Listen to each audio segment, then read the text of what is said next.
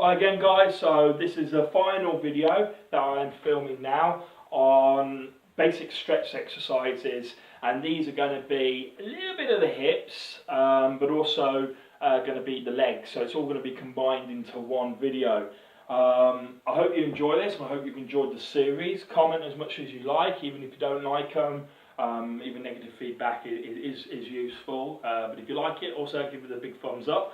If you've got any suggestions or questions about any of what I've filmed, any clarifications you want, or as I say, any suggestions for further videos, then please, again, just ask away and I'll do my best to fulfill your requests. Now, again, like I've said in all the other videos, the best place to start is with the most basic exercises, and then you move to the more advanced stuff. One, it warms up the muscles, and two, it lets you feel if there's something wrong very quickly without doing something that's gonna hurt you, and so you can say, listen, we'll leave it a few days and I'll come back and do it again, because niggles and pains, they come out of nowhere, right? So first of all, the first thing to do is just to loosen, warm up the leg muscles and a little bit of the hip muscles as well. So you can do that with knee raises, as I'm doing here. And again, for video purposes, I would do, I'm making this short just so I can get through it all, but normally you do this a lot more.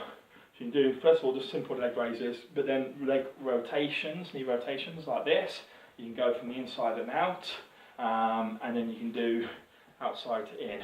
You'll see a lot of football players, or soccer players if you're American out there, this is why soccer players will do this, because obviously this helps prevent them tearing here and also along the hamstrings and that.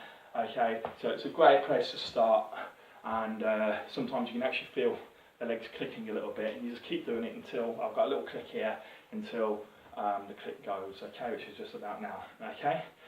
The other thing you can do are leg raises, okay, so where you try and throw your leg up as straight as possible. There can be a slight bend in there, it's not like we're trying to stretch the muscle too much, we're just warming it up, and this stretches the muscle as well, and you obviously do it with both legs.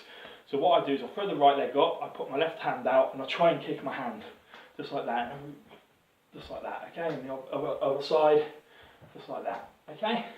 You can do it sideways as well. Normally you would lean against the wall for this, but essentially you go up sideways, okay, so a bit like this, okay, at both sides. So if I'm trying to do it so you can see, but essentially that's what you do, okay. And it just helps loosen the muscles off. And of course you can also do it backwards. I would normally recommend leaning against the wall with both hands for this, and I'm just making sure I'm not going to kick anything behind me. And again, you loosen off the hip and the legs with a rear rotation, essentially, a rear kick. And this is how you would normally do it. I would normally recommend doing it, okay? Just because it saves slipping over and falling, okay? There's no point stretching if you're going to fall over and hurt yourself. Stretch is all about making you healthier and less likely to get injured. Now the next thing we need to do is work our hips. Now there's two ways of doing this, and I'll show you the traditional way, and then I'll show you the way that I like to do it now, because it's very beneficial for sumo deadlift, which is what I do, which is where you lift the bar up like that, because a lot of deadlifters will lift it like this, like I used to, but I do it like this now, sumo style, okay? It's also very beneficial for squat, the exercise that I will show you. But before I get onto that, I'll show you a more traditional way to stretch the hips.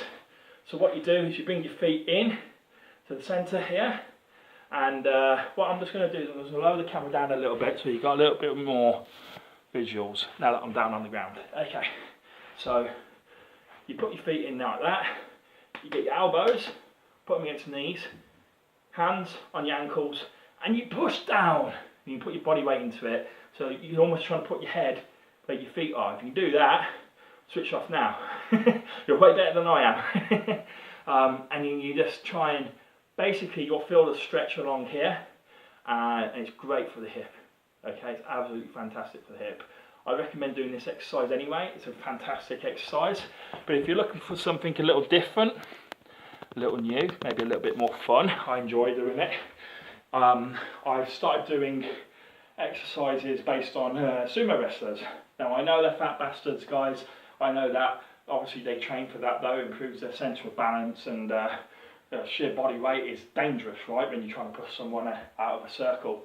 But that doesn't detract from the quality of their flexibility and training. These guys are expert martial artists and incredibly flexible despite their size.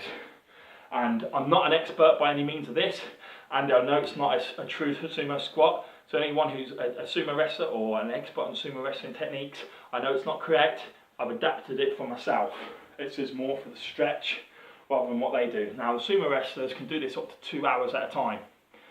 Every morning they get up at 5 and do 2 hours. You guys can do that if you want. I don't, I'm too lazy.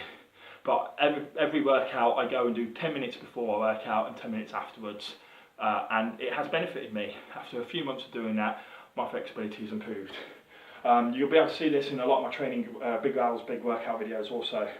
But essentially, what you do is, first of all, you go down into a squat position like this. And what I do now is I take my elbows, just like before, and I split my legs apart as much as I can, and that gets me the stretch in the hips, but whilst in a squat position. And that's why it's so good for squat, or even deadlift, because it increases your depth and the ability to keep your legs apart. Because one of the major exercise errors done during squatting is, as you go down, people's knees can come in a little bit, especially when they're going up and they're struggling. You don't want that. You want your knees in that position whilst you squat. Okay, so that's why I do that, to get my legs used to being in an outwards position.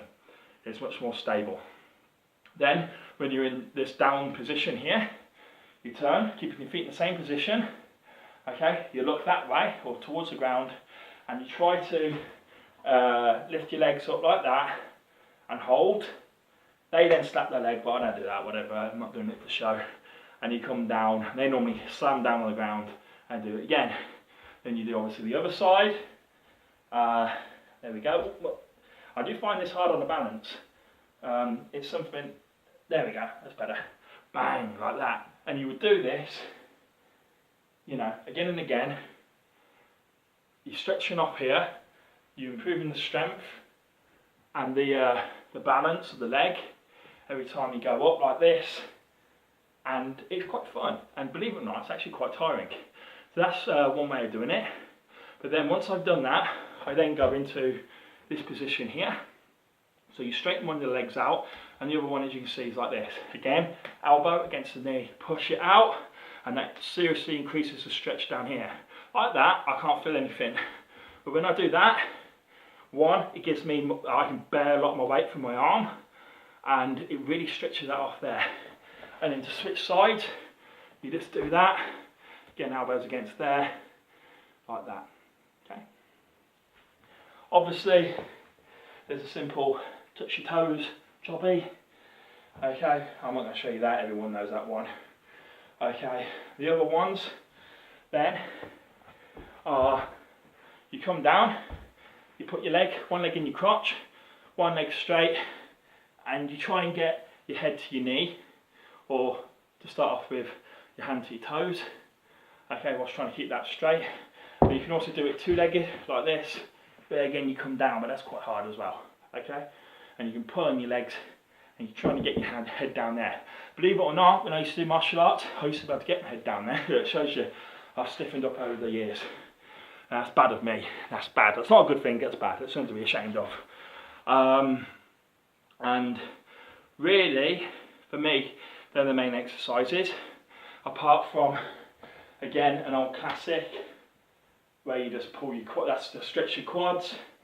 And of course, you can rest against the wall to stretch off your calves, and this is how you would normally do it. Okay, so there's some of the basic exercises. Hope you found the series useful.